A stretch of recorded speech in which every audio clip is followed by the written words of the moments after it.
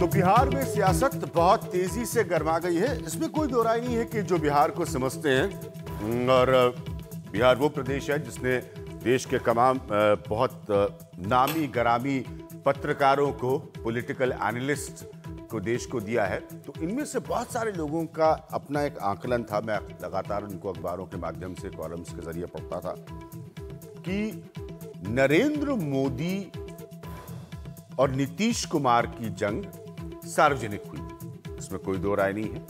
वो जंग इतनी सार्वजनिक हुई कि भारतीय जनता पार्टी और नीतीश का रिश्ता टूटा। अब ये सब पुरानी बातें हो गई। उस जंग के सियासी राउंड में जीत भी हो गई नरेंद्र मोदी की। नीतीश कुमार बहुत कमजोर नजर आए और इन सब के बीच में एक पॉलिटिकल शिफ्ट हुआ जिसमें कि रामविलास पासवान जो है वो भारतीय जनता पार्टी के साथ हो ली। और अब आप सब जानते हैं कि रामविलास पासवान साहब सरकार में, नरेंद्र मोदी सरकार में कैबिनेट मिनिस्टर है।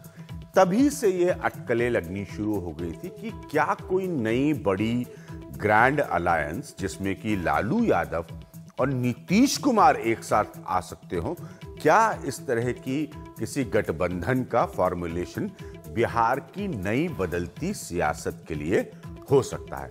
अब वो तस्वीर सामने आ गई है। मसला मसौदा बिल्कुल स्पष्ट है कि अगर मौजूदा मोदी की सियासत से बिहार की सरजमी पर आपको लड़ना है तो एक समय बीजेपी के बहुत ही निकटतम साथी रहे, पावर शेयरिंग अरेंजमेंट में साथी रहे नीतीश कुमार को नए मित्र तलाशने होंगे और एक बड़ा मोर्चा पैदा करना पड़ेगा नरेंद्र मोदी और भारतीय जनता पार्टी से लड़ने के लिए। ऐसा ही हो रहा है। सबसे पहले ये रिपोर्ट देखिए, फिर अब आपको आज के अपने पैनल से मिलवाऊंगा और टटोलने की कोशिश करेंगे कि ये कितना तगड़ा ऑल्टरनेटिव हो सकता है 2014 के चुनाव के बाद।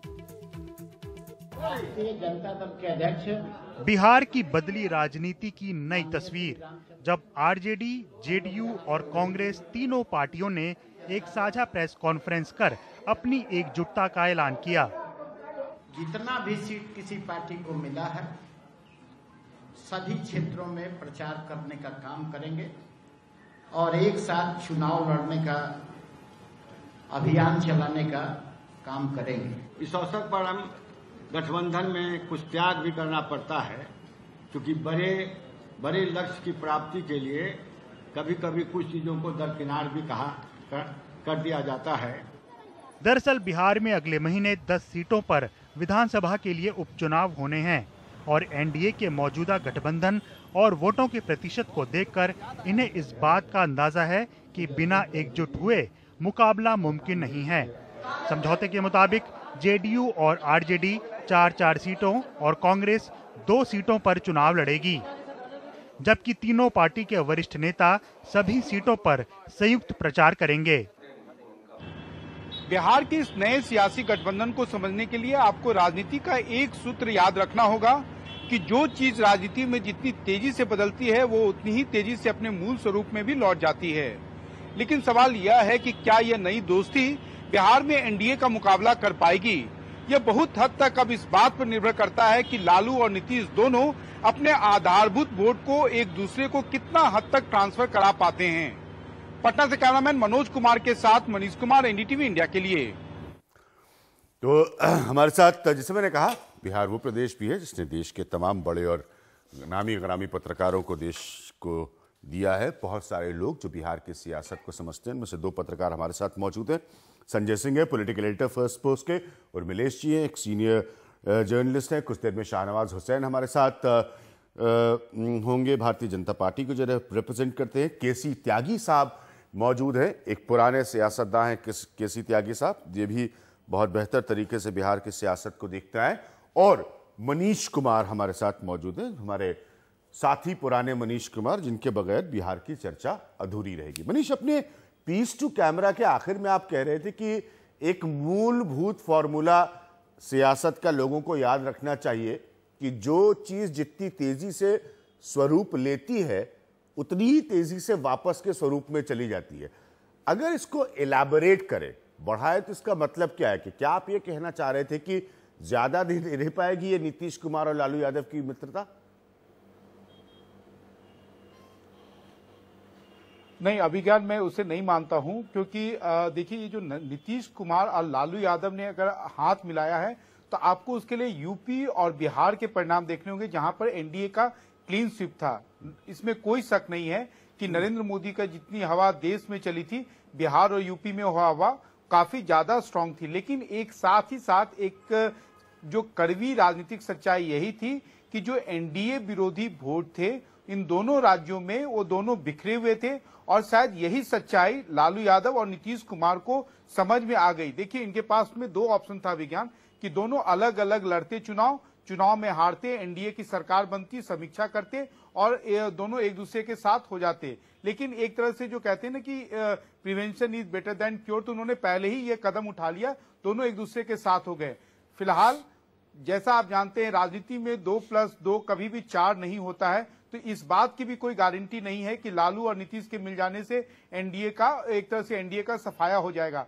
क्योंकि बिहार में अगर आप किसी आदमी से बात करें तो हर दूसरा व्यक्ति यही कहेगा कि नीतीश कुमार को लालू यादव के साथ हाथ नहीं मिलाना चाहिए था, क्योंकि वो केंद्र का चुनाव था इसलिए उन्होंने नरेंद्र मोदी को वोट दिया। बिहार का चुनाव होता तो नीतीश कुमार को वो वोट देते। लेकिन अभिज्ञान एक अगर आप वोटों का प्रतिशत देखें तो नीतीश कुमार को मात्र बिहार की जनता ने 15% वोट दिया है, जबकि एनडीए को 39% वोट आया है। तो वो नीतीश कुमार को ये राजनीतिक सच्चाई मालूम है कि वो कितना भी हाथ पैर मार ले तो 15% वोट जो है वो 35% नहीं होगा। और लालू यादव के पास 29% वोट है। वो जानते हैं कि लालू यादव कितना भी आप उनके ऊपर कोई भी आरोप लगा लें, लेकिन उनका जो बेस वोट है वो यादव हो या मुसलमान, वो एक तरह से स्ट्रांग बेस वोट है जो उनसे बहुत ज्यादा नहीं उनसे दूर हुआ है या उसमें बहुत ज्यादा कोई किसी ने दरार नहीं पैदा की है। तो एक तरह से ये कंपल्सन था दोनों को मिलना। और मैं आपको बता दूं अभिज्ञान, बिहार में जो आज हो रहा है, अगर ये फॉर्मूला अगर सक्सेसफुल होता है तो आने वाले दिनों में आप यूपी में भी देखेंगे बीएसपी या कांग्रेस या महाराष्ट्र के चुनाव पर भी इसका निश्चित असर होगा। लेकिन ये बहुत हद तक डिपेंड करता है कि लालू और नीतीश अपने आधारभूत वोटरों को इस अलायंस के बारे में कैसे कन्विंस कर पाते हैं। ठीक है मनीष, आपने वोटों का प्रतिशत और जो अलायंस बनी, जिसमें मैंने कहा कि मजबूरी तो तभी पैदा हो गई थी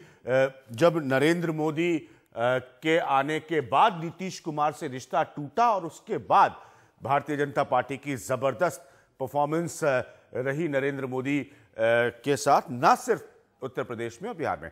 उर्मिलेश जी, एक और बड़ा पॉइंट है जो सब लोग भूल रहे हैं, मैं संजय और आप दोनों से ये प्रश्न पूछूंगा कि एक बड़ी निजी कटुता भी नीतीश कुमार और लालू यादव की हो चुकी है। लालू यादव जी को मैं कई बार मिला, मैंने उनका इंटरव्यू किया, तो नीतीश कुमार और लालू यादव की एक पर्सनल कटुता भी हो चुकी थी। उसका क्या प्रभाव पड़ेगा ये सियासी मजबूरी की दोस्ती में? बहुत दिलचस्प सवाल है, क्योंकि देखिए नीतीश कुमार और लालू प्रसाद जितने अच्छे दोस्त या भाई या सहयात्री थे, उतने ही कड़वे शत्रु या राइवल साबित हुए बाद के दिनों में। ये बात सही है, बिल्कुल सही बात। लेकिन ये दोनों जो हैं चूंकि एक लंबी यात्रा साथ साथ किए हैं, मुझे लगता है कि उत्तर प्रदेश के दो बड़े नेता मुलायम सिंह और मायावती जी, इन दोनों और लालू प्रसाद और नीतीश, ये जो दो कपल दो व्यक्ति जो हैं, इनका एक बड़ा फर्क ये है कि नीतीश और लालू नीचे से ऊपर तक 1 से लेकर 100 तक पूरी तरह पॉलिटिकल हैं, पूरी तरह सियासी शख्सियत है। जबकि मायावती और मुलायम अगर कंपेयर आप करें तो ये उतने पॉलिटिकल नहीं है। इनकी निजता, इनके इंडिविजुअल ईगो, इनके पॉलिटिकल पर्सपेक्टिव पर, इनके पॉलिटिकल दिशा पर इतने हावी होते हैं कि मुलायम और मायावती अपने निजी ईगो के आगे अपनी पॉलिटिकल यूनिटी को बलिदान कर सकते हैं। लेकिन नीतीश और लालू में ये फ्लेक्सिबिलिटी है, क्योंकि पॉलिटिकल पर्सपेक्टिव की कहीं ना कहीं यूनिटी है कि वो एक हो सकते हैं अपने ईगो को छोड़कर, और ये इस बार साबित हो रहा है, भले ही ये तात्कालिक क्यों ना हो। तात्कालिक कह रहे हैं कि नीतीश कुमार और लालू यादव अपने पर्सनल अहम के टकराव को, कटुता को, जबान से दिए गए बयानों को, सबको भूल के सियासी मजबूरी में साथ आ सकते हैं। फिर भी रिलेशनशिप, रिश्ता जो है वो तो ट्रबल्ड ही रहेगा, वो उतना आसान तो अब नहीं बन सकता। एक से छीनी हुई सत्ता दूसरे ने हासिल की थी। और जैसे उर्मिलेश जी ने कहा, हम सब जानते हैं, इतिहास मनीष भी मौजूद है, कि एक लंबा इतिहास दोनों की कटुता का बन चुका है। देखिए, आप जो कह रहे हैं अभिज्ञान, उसका एक परिचायक ये है कि इतना बड़ा गठबंधन होता है जिसको हिस्टोरिक करार दिया जाता है। और सारे प्रोटैगनिस्ट जो लोग तीनों वहां बैठे थे आज, और बाकी तमाम लोग उसको कहते हैं, और अनइमेजिनेबल, अनथिंकेबल वो था। इतना बड़ा अलायंस हुआ, दोनों नेता अभी तक साथ नहीं आए हैं। दोनों साथ जाएंगे, ये कहा जा रहा है कि दोनों साथ जाएंगे, लेकिन अभी तक दोनों साथ आते, एक दूसरे को जो लड्डू खिलाने की प्रक्रिया होती है, वो प्रक्रिया अभी तक नहीं हुई है। तो जो आप कटुता वाली बात कर रहे थे कि मिटते मिटते दूरियां मिटते मिटते 24 साल पहले दोनों साथ आए थे, 24 साल के बाद दोनों जब साथ मंच पे जाएंगे तो मत भूलिए कि एक पूरा का पूरा नया जनरेशन आ गया है सामने, वोटर्स का, लोगों का, कार्यकर्ताओं का, लीडर्स का, जो लोग ये देखते हुए मतलब ग्रो किए हैं कि नीतीश कुमार और लालू यादव की कटुता कैसी है। नीतीश कुमार 3 बार बिहार के मुख्यमंत्री हुए सिर्फ और सिर्फ एंटी लालू प्लैंक पे, जब जंगल राज कहा गया, 15 साल बुरा हाल कहा गया, और उसके बाद जग जाहिर इतिहास है दोनों के बारे में। मतलब एक सर्वाइवल का इशू आता है, वो भी क्रिएटेड, मतलब सेल्फ इन्फ्लिक्टेड जो वुंड है उसका वो है। उसके बाद आज भी ये सत्य है कि बिहार में नीतीश कुमार और लालू प्रसाद यादव दोनों करिश्मेटिक वो लीडर हैं। उनके सामने बीजेपी के अंदर अभी मतलब जो पुराना, और ये इसलिए भी बिहार का इलेक्शन ज्यादा वो था क्योंकि इनके सामने मोदी को जो चुनौती थी, इतने 2 आर्टिकुलेट लीडर सामने कभी कहीं नहीं थे, जहां 2 ये थे। तो इसलिए बिहार का इलेक्शन या बिहार में जो हो रहा है, लालू और नीतीश का साथ आना, कांग्रेस का साथ जाना, वो मतलब कई सारे कॉन्ट्रडिक्शंस हैं। नीतीश कुमार कहते थे लेकिन वो मैं केसी त्यागी साहब को पूछता, पुराने त्यागी साहब जानकार है, मजे हुए सियासत है। त्यागी साहब कैसे बताइए, सब लोग एकदम प्यार मोहब्बत से अब काम कर लेंगे, लालू यादव भी, कांग्रेस का रिश्ता लालू यादव से, नीतीश कुमार का रिश्ता लालू यादव से, अब सब नरेंद्र मोदी को रोकने के लिए या भारतीय जनता पार्टी को रोकने के लिए त्यागी साहब कैसे मिलजुल के काम कर लेंगे? आपका भी बड़ी भूमिका होगी उसके अंदर। एक तो अभिज्ञान जी, मैं इसको बहुत आइडियोलॉजिकली और आइडियली डिफेंड करना नहीं चाहूंगा। एक तो मैं बहुत मजबूती के साथ कहना चाहता हूं जी कि जो डॉक्टर लोहिया की गैर कांग्रेसवाद की राजनीति थी, इस चुनाव ने उसको समाप्त कर दिया। देश के 12 से ज्यादा राज्यों में हम किससे लड़े, वहां कांग्रेस पार्टी नाम की कोई चीज नहीं बची। भारतीय जनता पार्टी का जो पुराना नेतृत्व था, मैं उसको कई मौकों पे कह चुका हूं, दोहराना नहीं चाहता, उसके साथ हम सहज थे और हमारी वर्किंग रिलेशनशिप बढ़िया थी। लेकिन अटल अडवाणी एरा अब समाप्त हो गया, और जो नया नेतृत्व है श्री नरेंद्र मोदी जी का और अमित भाई जी का, उसके साथ हम काम नहीं कर सकते थे, इसलिए बाहर आ गए। लोकसभा के चुनाव में जो संभावित नतीजे हम एंटिसिपेट कर रहे थे, उसके अनुरूप नहीं निकले। लिहाजा भारतीय जनता पार्टी की जो बढ़त है और जो कम्युनल लाइन पे पोलराइजेशन बिहार में भी हुआ, उसको रोकने के लिए हमारे सामने इस समय कोई रास्ता नहीं था कि जो एनडीए विरोधी या मोदी जी विरोधी जो वोट है, उनको एक मंच पे लाने का प्रयास किया जाए।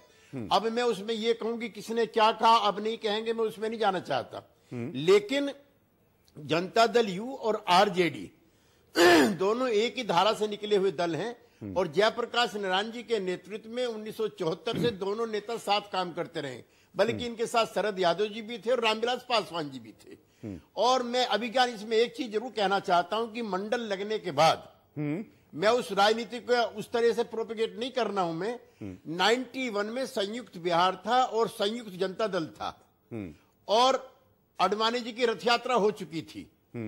यूपी में तो उनको मिली थी 58 सीटें भारतीय जनता पार्टी को, और बिहार में एक भी सीट नहीं मिली थी। तो जो वंचित समाज के लोग थे, जो हाशिए पे गए लोग थे, जिनको बहुत दिनों के बाद ऐसा लग रहा था कि सत्ता में उनकी हिस्सेदारी हो रही है, तो 54 में से 53 सीटें इस यूनाइटेड जनता दल को मिली थी, जिसमें शरद, नीतीश, लालू और रामविलास सब लोग थे।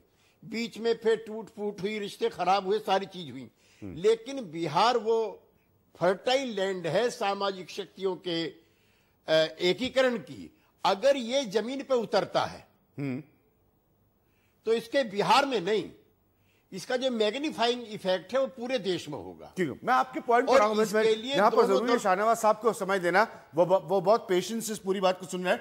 मैं ये जरूर मानता हूं और अब इन बातों को जरा ज्यादा जोर से मानता हूं कि 1991 1974 जैसे संजय सिंह ने कहा पूरा जनरेशन चेंज हो गया है, मुल्क की बहुत हिस्से की सियासत चेंज हुई है और बिहार उससे अछूता नहीं रह सकता। शाहनवाज हुसैन, क्या आपको लगता है कि ये अलायंस जो है ये आपको रोकने के लिए बनाई जा रही है? ये बिल्कुल स्पष्ट है।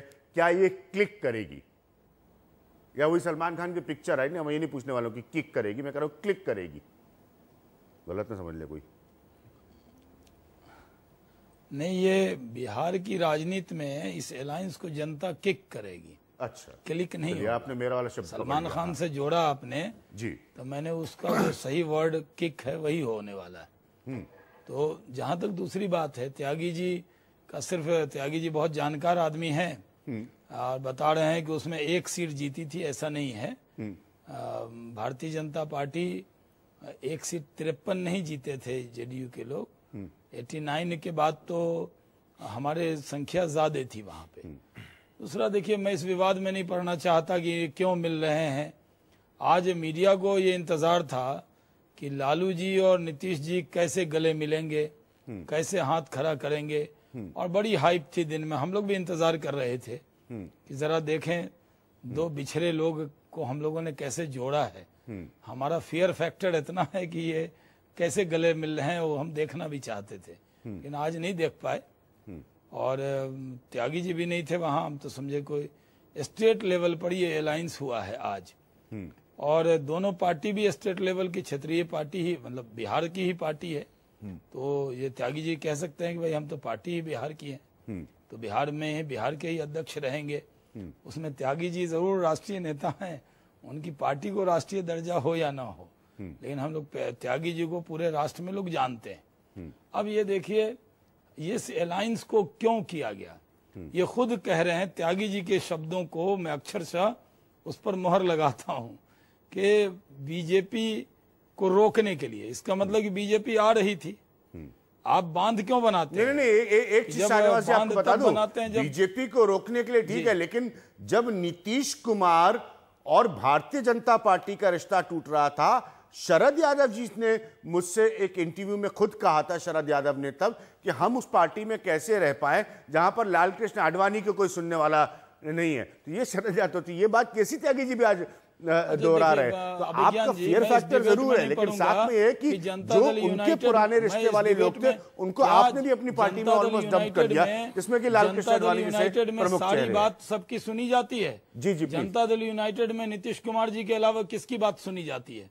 हमें कोई गलतफहमी नहीं है, लेकिन ये उनके दल का मामला है। कांग्रेस में सोनिया जी के अलावा किसकी बात सुनी जाती है? और हमें पर ये कहा जाता है कि बीजेपी में नरेंद्र मोदी के अलावा किसकी बात सुनी जाती है?